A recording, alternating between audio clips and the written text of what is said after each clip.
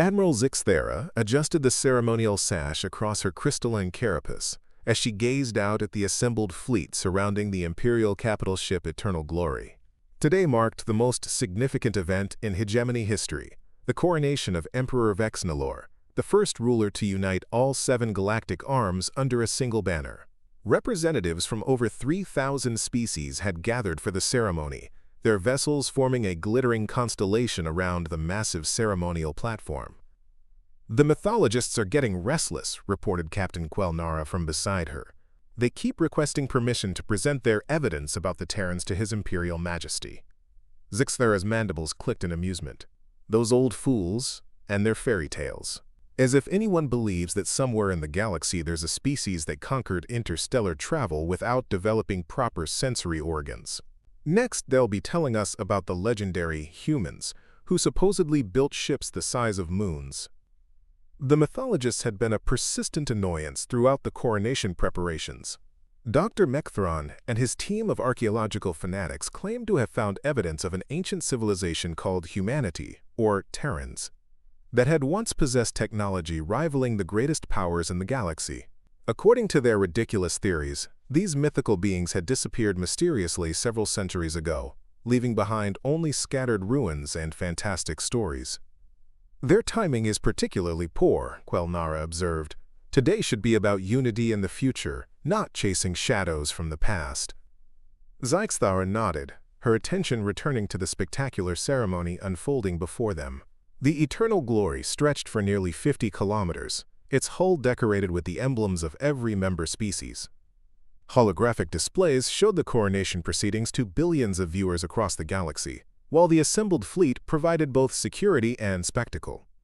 Emperor Vexnalor himself was a magnificent specimen of Zenthari nobility, his scales shimmering with bioluminescent patterns that signified his royal bloodline.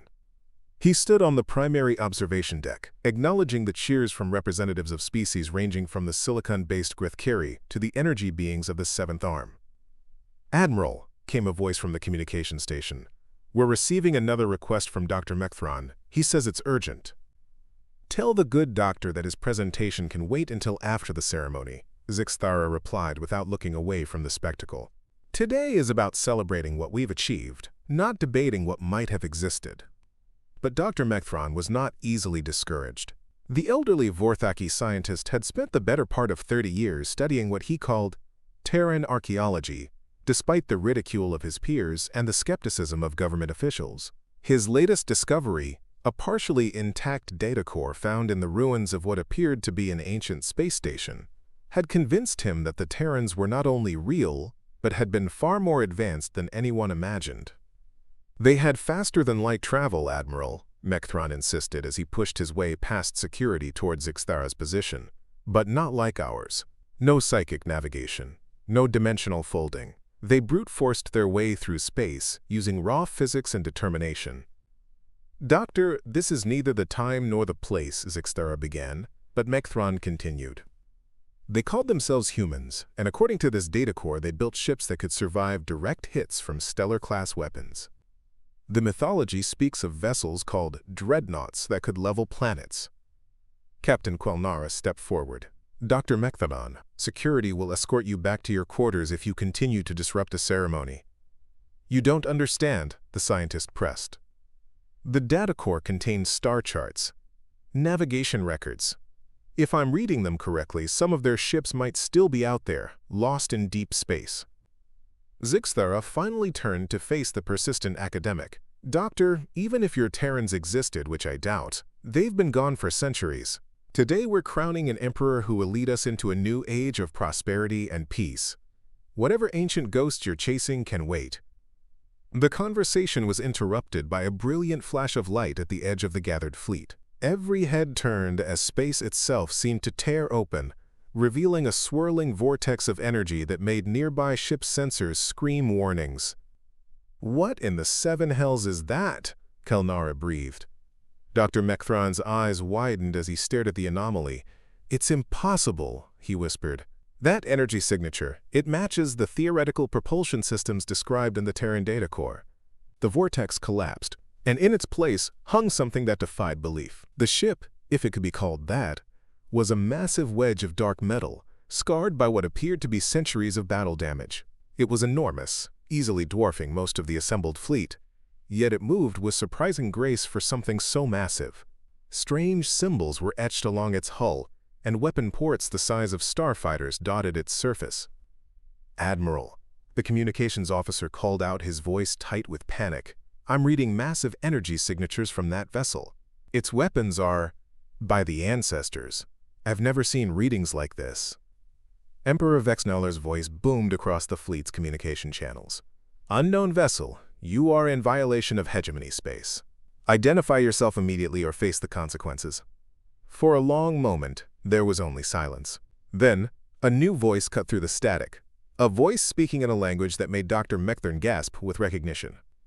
"This is Admiral Sarah Chen of the Terran Colonial Navy, commanding the dreadnought UCS Indomitable. We've been traveling for 237 years, following distress signals that led us to this sector. We weren't expecting to find a party."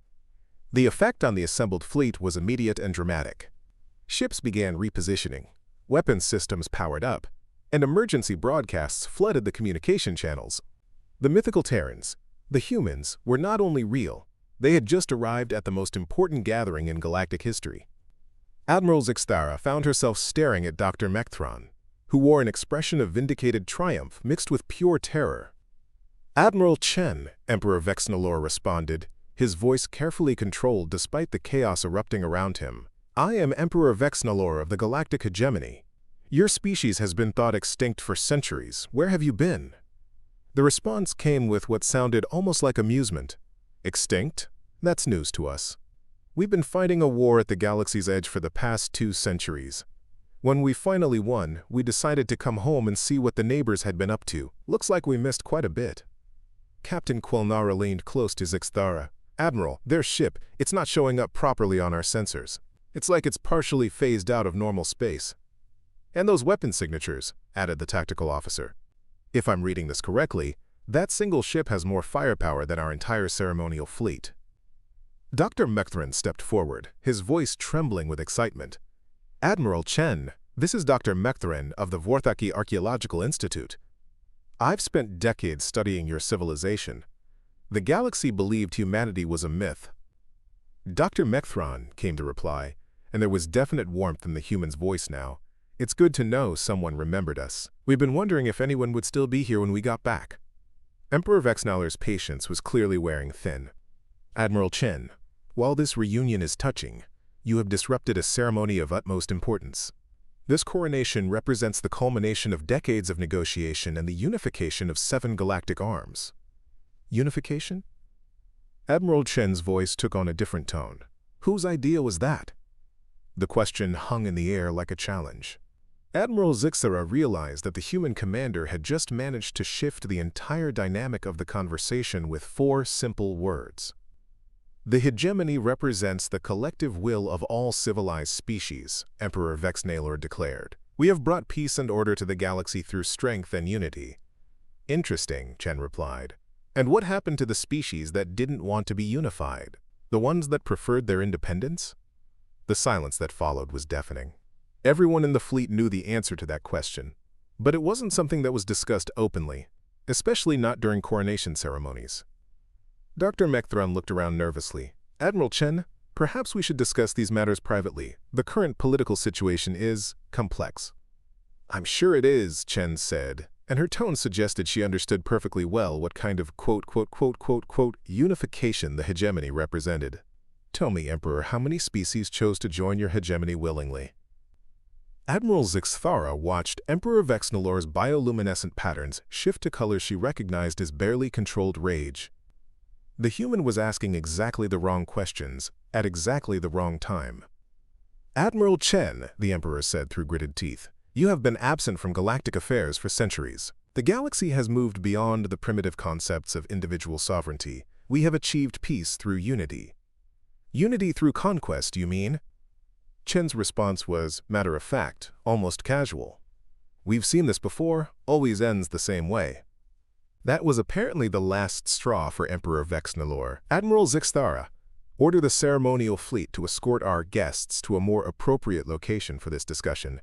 Use whatever force is necessary.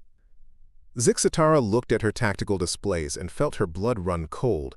The human dreadnought hadn't moved, hadn't powered weapons, hadn't even raised shields.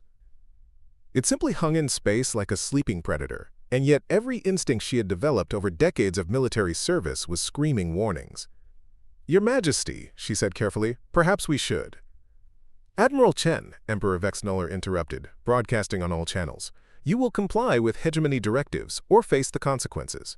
This fleet represents the combined might of 3,000 species."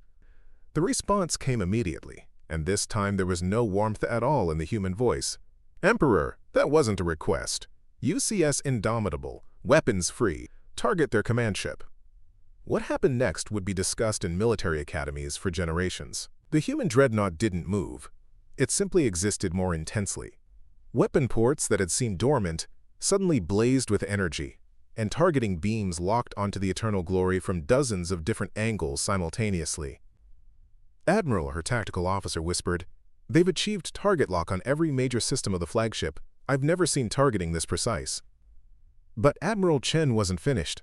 "Oh, and Emperor? You might want to look behind you." As one, every sensor operator in the fleet turned their attention to the rear arc of the ceremonial formation. Space was rippling again, but this time the distortions were massive.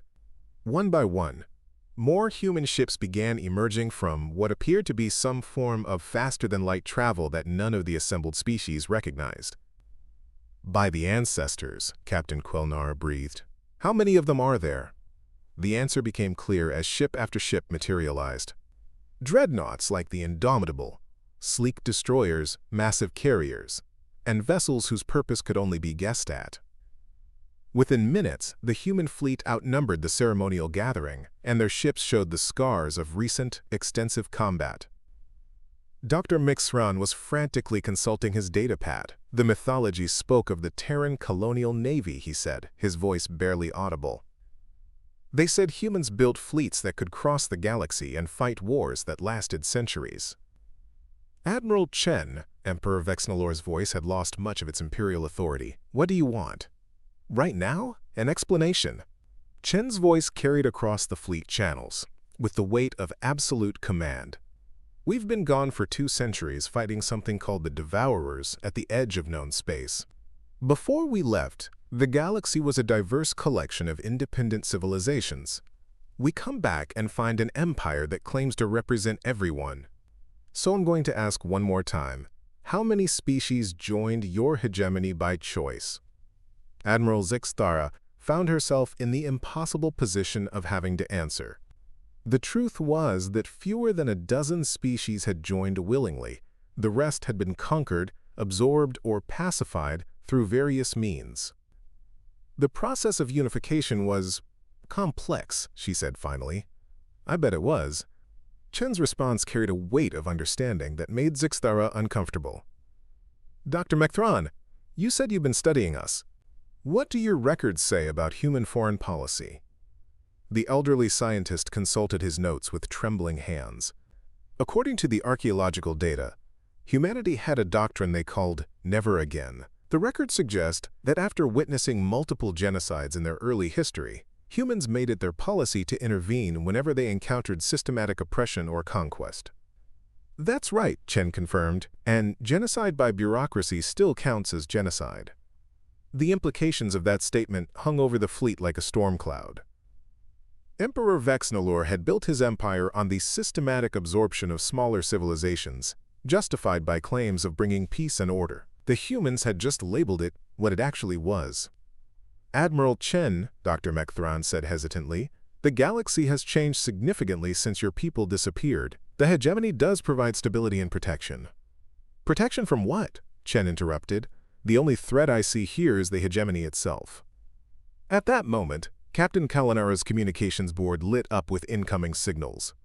"Admiral," she reported, "we're receiving transmissions from throughout the fleet. Many of the member species representatives are requesting private communications with the human ships." Admiral Zixatara realized with growing horror that the carefully orchestrated coronation was turning into something else entirely.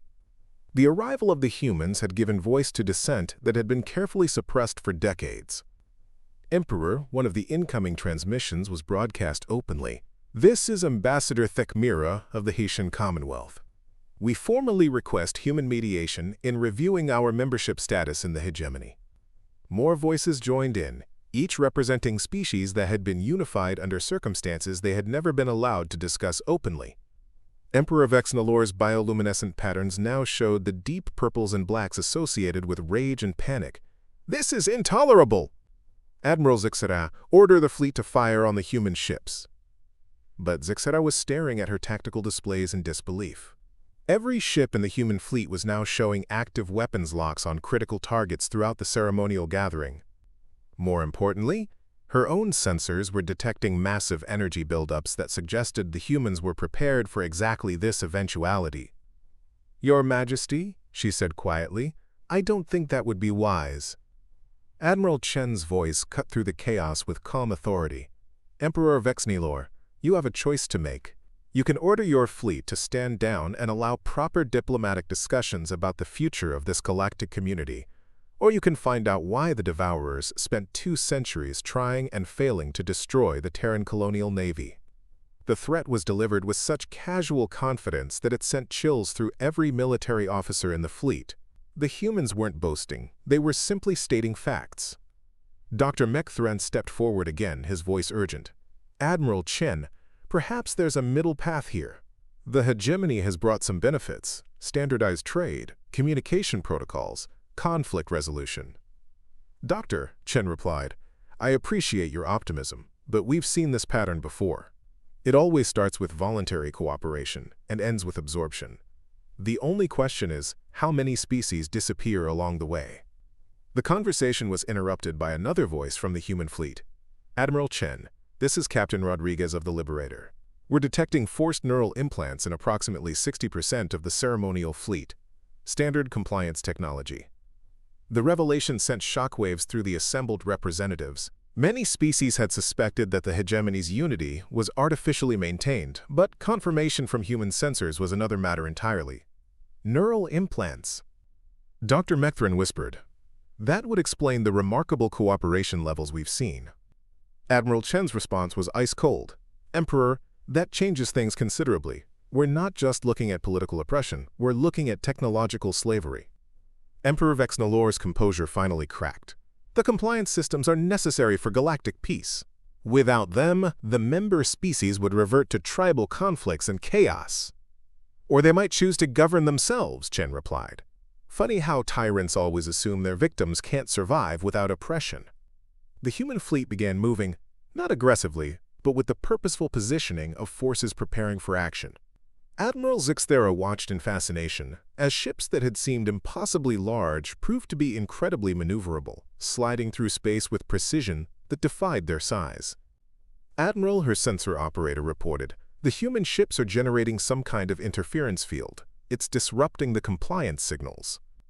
All around the ceremonial fleet, the effects were immediate and dramatic. Representatives who had seemed calm and compliant suddenly began showing signs of agitation, confusion, and in many cases anger, as their thoughts cleared for the first time in years. "What have you done?" Emperor Vexnalor demanded. "We've given them back their minds," Chen replied simply. "Now they can make real choices about their future." The chaos that followed was unlike anything in recorded galactic history. Representatives who had spent years under artificial compliance suddenly remembered grievances, injustices, and losses they had been forced to accept. The carefully orchestrated coronation dissolved into a cacophony of competing voices, demands for justice, and calls for independence. Ambassador Thekmira's voice rose above the noise. "The Haitian Commonwealth formally withdraws from the galactic hegemony. We demand the immediate return of our seized colonies and the release of our political prisoners." Similar declarations followed from dozens of other species, each representing civilizations that had been absorbed into the hegemony against their will. Dr. Mechthran looked around in amazement. "This is unprecedented," he said. "The entire political structure of the galaxy is collapsing." "Not collapsing," Admiral Chen corrected. "Returning to what it should have been." "Dr. Mechthran, your archaeological records. Do they mention the Terran Accords?" The elderly scientist consulted his data frantically. Yes, a framework for interspecies cooperation, based on voluntary association and mutual respect. But those principles were abandoned centuries ago as impractical. Impractical for emperors, Chen said. Perfectly practical for everyone else. Emperor Vexnelor made one last desperate attempt to maintain control. Admiral Zixthara, I order you to activate the Hegemony Defense Protocol. Destroy the human ships before they can do more damage. But Admiral Zixthara was staring at her displays, watching as more and more of her own fleet's officers began showing signs of emerging from compliance conditioning. She realized with growing clarity that she herself might have been under some form of influence. Your Majesty, she said slowly, I'm beginning to question whether the defense protocol serves the galaxy's best interests. The Emperor's bioluminescent patterns shifted to colors that Zixthara had never seen before, the deep crimsons and blacks of absolute fury mixed with the pale blues of genuine fear. You're all traitors, he screamed. The galaxy needs order. It needs unity. Without the hegemony, everything will collapse into chaos. Admiral Chen's response was delivered with the patience of someone who had heard the same arguments many times before. Your Majesty, with respect, that's what every tyrant in history has claimed. They're always wrong. The human fleet had now positioned itself in a complex formation that seemed designed to protect the ceremonial gathering rather than threaten it. Dr. Mechthron noticed the pattern and consulted his historical records. Admiral Chen, he said with growing excitement, this formation, it matches descriptions of the Terran protective doctrine. You're not here to conquer, you're here to liberate.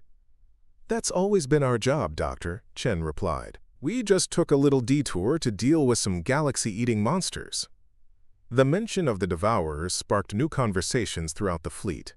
If the humans had spent 2 centuries fighting threats at the galaxy's edge, what did that say about their military capabilities? And what did it mean for the future balance of power? Captain Quelnara leaned close to Admiral Zixthara. Admiral, I'm reading massive power signatures from the human ships, but they're not weapons. It looks like construction equipment? The answer came from Admiral Chen. We're setting up a temporary communications network. If the galaxy is going to reorganize itself, it needs better infrastructure for genuine democratic processes. Within hours, the human fleet had deployed a series of communication satellites that provided instant, secure connections between all the ships in the ceremonial gathering. For the first time in decades, representatives from different species could communicate without hegemony monitoring or interference. The conversations that followed would reshape galactic civilization. Species after species shared stories of forced integration, cultural suppression, and technological exploitation. The mythical humans had not just returned, they had arrived at exactly the moment when their core principles were needed most. Emperor Vexnelor made one final attempt to maintain authority. Even if you reject the hegemony, you need governance, you need leadership. The galaxy cannot function without central authority. Dr. Mechthron, emboldened by the human support, stepped forward with his datapad. Your Majesty, my research suggests otherwise. Before the hegemony, the galaxy functioned through a complex network of voluntary alliances and trade agreements. The Terran Accords provided a framework for cooperation without conquest. And we're prepared to help implement something similar, Admiral Chen added. The galaxy doesn't need an emperor, it needs partners. The transformation that followed was remarkable to witness. Within days, the ceremonial fleet had evolved into something unprecedented. A genuine constitutional convention representing hundreds of species and civilizations. The humans provided technological support and historical expertise, but they carefully avoided taking leadership roles. We're advisors, Admiral Chen explained to Dr. Mechthron during one of their regular briefings. The galaxy has to find its own path. We're just here to make sure everyone gets a fair chance to participate.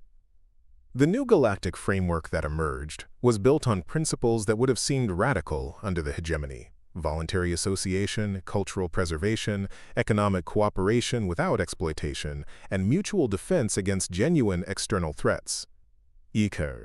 Emperor Vexnelor and his inner circle were eventually tried for crimes against sentience and sentenced to rehabilitation rather than execution, a decision that reflected the humans' influence on galactic justice concepts. Admiral Zekel Farah found herself appointed as the first military coordinator of the new Galactic Federation, working closely with human advisors to develop defense strategies that protected member species without creating the infrastructure of oppression. Admiral Chen, she said during one of their planning sessions, "I have to ask, where were you really for the past 2 centuries? The devourers you mentioned." Chen's expression grew serious. "They were real, Admiral. An entire species that consumed other civilizations for resources. We held them at the galactic edge until we could find a way to relocate them to another dimension. It wasn't easy." "And you did this alone?" "We had help from a few species that the hegemony would have called extinct.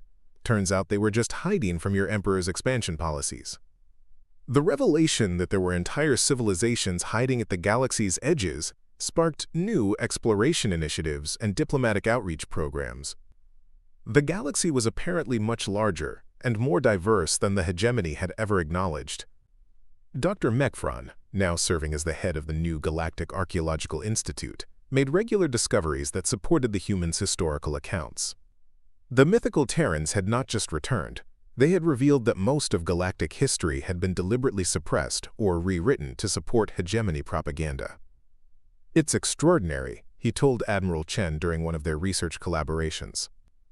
"The deeper we dig, the more evidence we find of cooperative civilizations that thrived before the hegemony. Your people weren't the only ones who believed in voluntary association." "We never thought we were," Chen replied. "We just refused to give up on the idea." As the first year of the new Galactic Federation drew to a close, representatives from across the galaxy gathered again, this time for a celebration rather than a coronation. The ceremony took place on the same space where Emperor Vexneller had planned to claim absolute authority, but now it hosted the signing of the new Galactic Accords. The document was remarkable in its simplicity. It established frameworks for cooperation while explicitly prohibiting any form of forced unification. Every species retained the right to govern itself, trade freely, and withdraw from any agreement at any time. Admiral Chen stood before the assembled representatives for the final time as an active military commander. The Terran colonial navy was being reorganized into an exploration and first contact fleet, with their combat vessels being converted for peaceful purposes. "The galaxy doesn't need guardians," she said in her farewell address. "It needs participants." Today marks the beginning of what I hope will be a truly cooperative galactic civilization. Dr. Mekthron, now a close friend and collaborator, approached her after the ceremony. "Admiral, there's something I've been wanting to ask. In all my research, I never found an explanation for why humanity disappeared from galactic civilization in the first place." Chen smiled. "We didn't disappear, Doctor. We left. The galaxy was heading toward the kind of centralized authority that we knew would eventually become tyrannical. We decided to handle the external threats while the galaxy figured out what kind of civilization it wanted to be. And if it had chosen differently, if the hegemony had actually brought peace and prosperity, then we would have stayed at the edges, protecting against external threats and trading with whoever wanted to trade. But we always knew that wouldn't happen. Empires always become tyrannies. It's their nature." The conversation was interrupted by an announcement from the communication center. "All representatives, we're receiving a signal from the edge of the galaxy. It appears to be from another human fleet, reporting successful establishment of contact with an entirely different galactic civilization." Dr. Mekthron stared at Admiral Chen. "How many of you are there?" "Enough," she replied with a grin. "The universe is a big place, Doctor. And there are a lot of species that need friends who believe in freedom." As the celebrations continued around them, Admiral Chen and Dr. Mekthron stood watching the diverse gathering of species working together, arguing peacefully, and planning a future based on cooperation rather than conquest. "You know," Dr. Mekthron said thoughtfully, "in all my years of studying mythology, I never imagined that the return of legendary heroes would be so practical." "The best heroes usually are," Chen replied. "They show up, do the job, and then get out of the way so everyone else can build something better." The transformation of galactic civilization was complete. The mythical humans had returned not as conquerors or saviors, but as partners and advocates for the principles that made cooperation possible. They had crashed a coronation and ended an empire, but more importantly, they had helped the galaxy remember what it could be when every voice was heard and every culture was valued. The dreadnought that had announced humanity's return now served as a mobile hospital and research vessel, its weapons converted to tools of exploration and discovery. The age of empires had ended, and the age of partnership had begun. And in the archives of the new Galactic Federation, Dr. Mechthron carefully preserved the records of how mythology became reality, how legends returned to reshape the stars, and how a single interrupted ceremony had changed the course of galactic history forever. The humans were no longer myths. They were neighbors, partners, and friends, exactly what the galaxy had needed them to be. 6 months after the signing of the New Galactic Accords, the first major test of the fledgling Federation arrived in the form of a desperate transmission from the Outer Rim territories. Mayday, Mayday, this is Captain Veltara of the Nexari merchant vessel Starwind. We are under attack by unknown hostiles. They're not responding to any communication attempts, and their technology doesn't match any known species. Requesting immediate assistance. The transmission cut to static, leaving the Federation Emergency Council in stunned silence.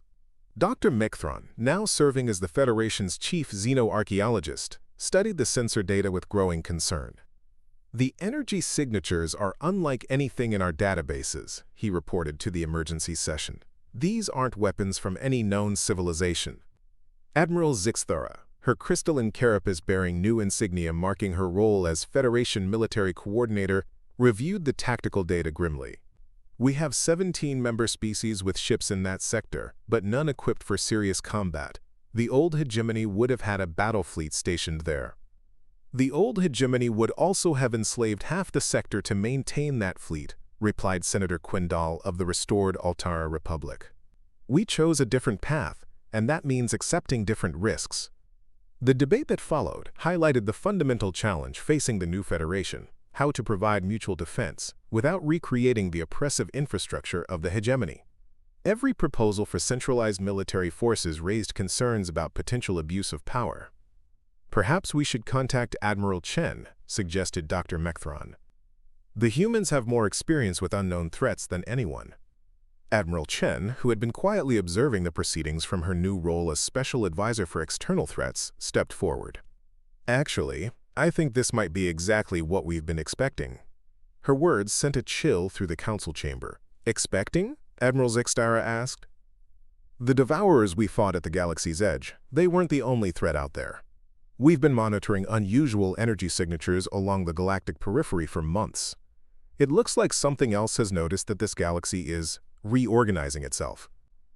Chen activated a holographic display showing the galaxy's spiral arms.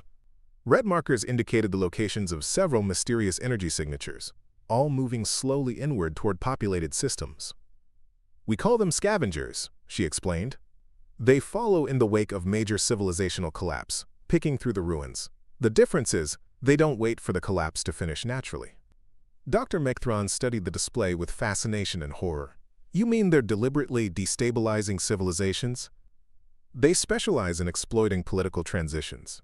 An empire falls, a new government forms, everyone's distracted by reorganization.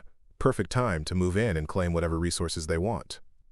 The implications were staggering. The Federation had spent months carefully dismantling the hegemony's oppressive structures, but in doing so they had also eliminated many of its defensive capabilities. How many of them are we talking about? Admiral Zixthara asked. Unknown. We've identified at least 12 distinct fleets, but they operate in small, highly mobile groups. Classic guerrilla tactics. Chen paused, studying the faces around the council table. The good news is that they're not interested in conquest or destruction. They just want to loot and leave. And the bad news? They're very good at it. We estimate they've hit over 40 civilizations in the past millennium. Some never recover. Senator Quindal leaned forward. Admiral Chen, what do you recommend? First, we need to respond to this immediate crisis. I've already ordered the Indomitable and 3 other ships to the Nexari sector. But long-term, the Federation needs to face a hard truth. Freedom requires defense. The council chamber erupted in heated discussion. The very idea of a Federation military force was controversial among species that had fought to escape hegemony control. We cannot create another imperial fleet, declared Ambassador Thekmira of the Heshan Commonwealth. The risk of militarization leading to authoritarianism is too great. But we also cannot expect member species to face these threats alone, countered Admiral Zixthara. The Nexari have 17 vessels total, all merchant ships. They can't defend against military raiders. Dr. Mcthron, who had been quietly studying historical records, suddenly looked up. What about the Terran model? Admiral Chen, how did humanity handle this balance during your early expansion? Chen smiled. We faced exactly the same dilemma about 3 centuries ago. Our solution was something we called the Volunteer Defense Fleet. She explained the concept. Instead of a centralized military, individual species would contribute vessels and crews to a rotating defense force. Command would shift between species based on expertise and availability, with strict limitations on the use of force. No single species controls the fleet for more than 2 standard years, Chen continued. All operations require approval from a majority of contributing members. And most importantly, the fleet has no authority over internal affairs of member species. It sounds complex, observed Senator Quindal. Democracy usually is, Chen replied. But it works. The human systems used this model for over a century before we had to focus on external threats. The debate continued for hours, but was interrupted by an urgent communication from the Indomitable. Admiral Chen's second-in-command, Captain Marcus Torres, appeared on the main display looking grim. Admiral, we've reached the Nexari sector. The good news is we found survivors from the Star Wind. The bad news is we've identified the attackers. The display shifted to show footage of sleek, predatory vessels with angular hulls that seemed to absorb light. Their designs were unlike anything in Federation databases, but something about them made Dr. Mcthron gasp. I've seen those ships before, he whispered. Not the ships themselves, but the design philosophy. It matches artifacts from the Void Cult excavations.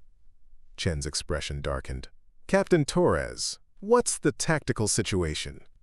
7 hostile vessels, frigate-class equivalent. They're using hit-and-run tactics against merchant convoys and mining operations. No attempt at communication, no demands for surrender. They just attack, loot, and move on. Any indication of their base of operations? They appear to be operating from mobile command ships stationed in the outer system. Admiral, their technology is unusual. They're using some kind of stealth system that makes them nearly invisible to conventional sensors.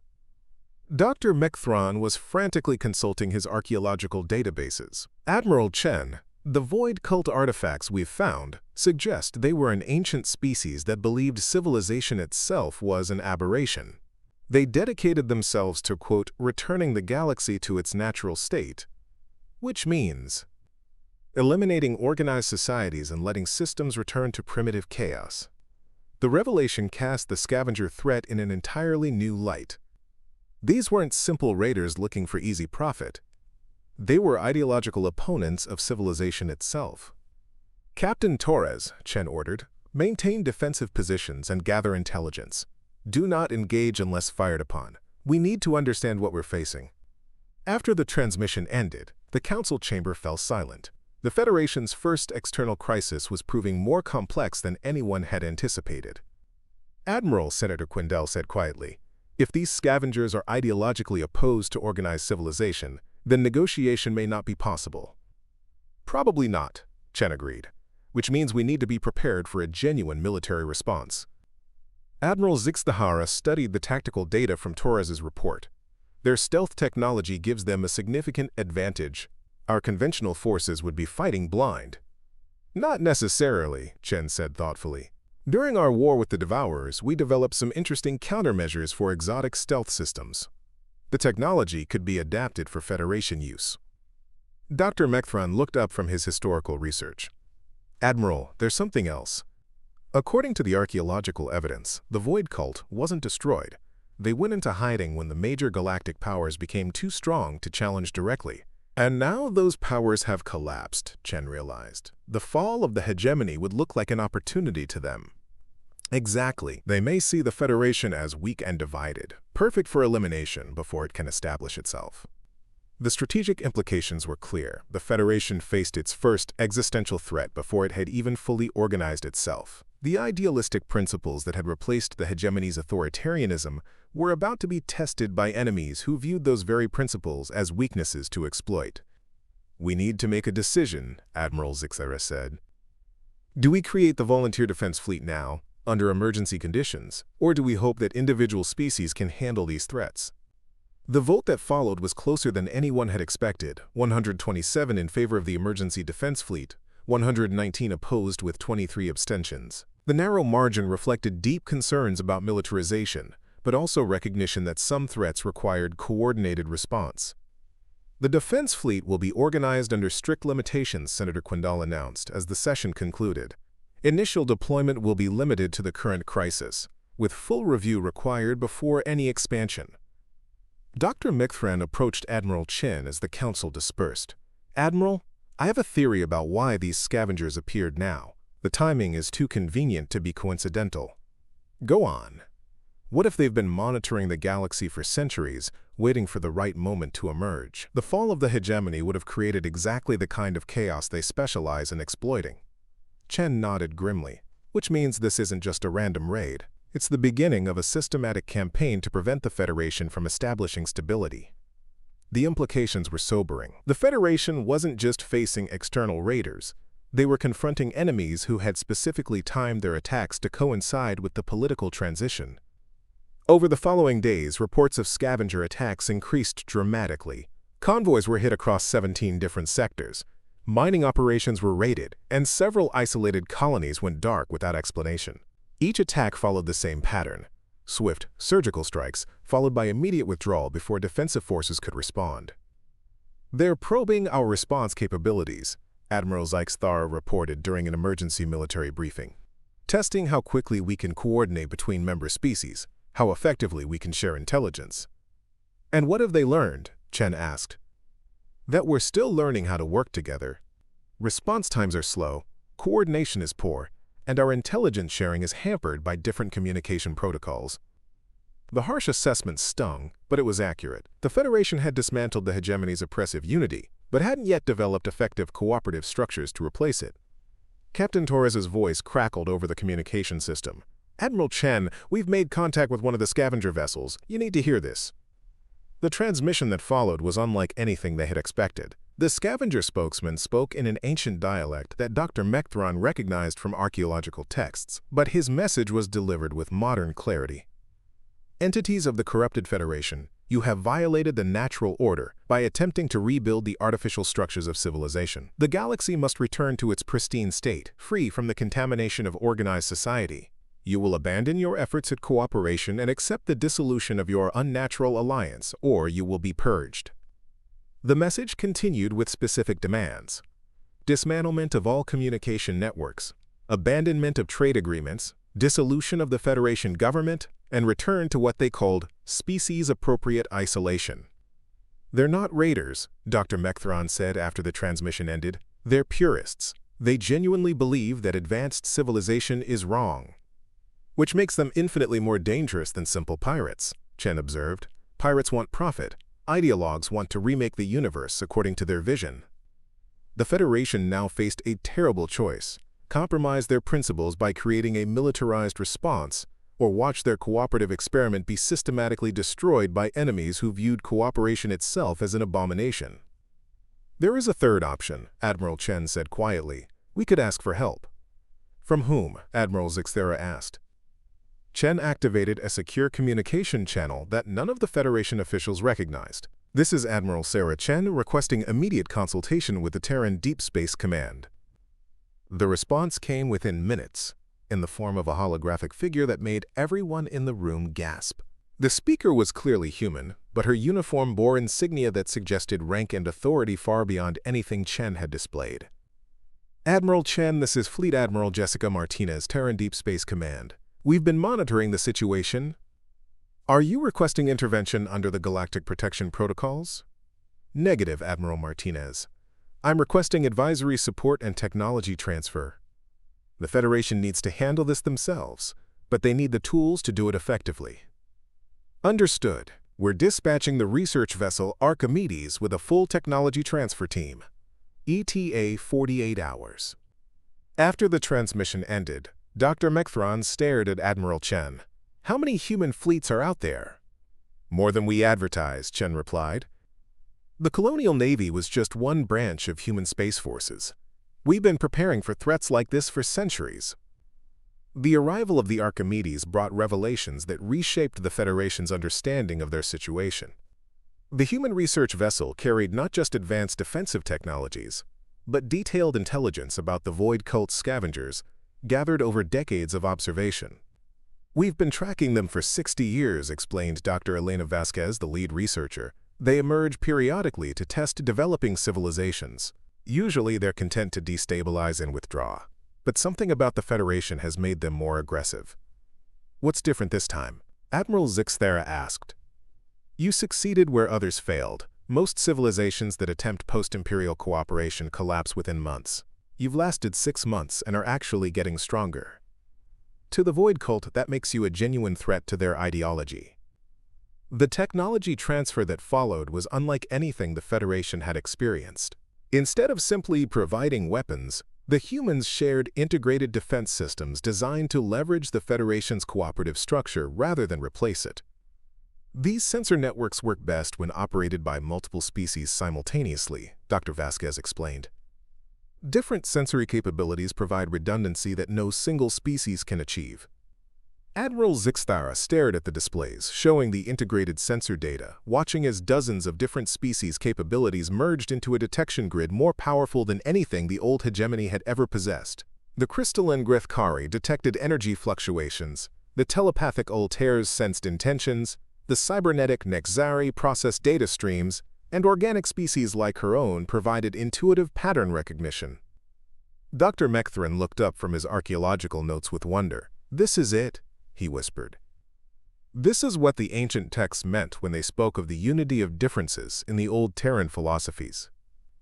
Admiral Chen smiled as she watched the sensor network operate with seamless precision. "We tried to tell you," she said quietly. "Humanity was never a myth. We were just waiting for the galaxy to remember that being different makes us stronger, not weaker." As the first integrated Federation defense grid came online, powered by the cooperation of dozens of species who had once been subjects of a tyrannical empire, it became clear that the humans hadn't just crashed a coronation ceremony. They had crashed the funeral of galactic freedom and helped resurrect something far more powerful than any empire, a community of civilizations united not by conquest, but by choice. The age of myths was over. The age of cooperation had begun. And across the galaxy, species that had been forced into uniformity under the hegemony discovered the truth the humans had always known, that their differences weren't weaknesses to be corrected, but strengths to be celebrated. The dreadnought that had appeared at an emperor's coronation had delivered more than just firepower. It had delivered hope and the proof that legends sometimes return exactly when they're needed most. The end.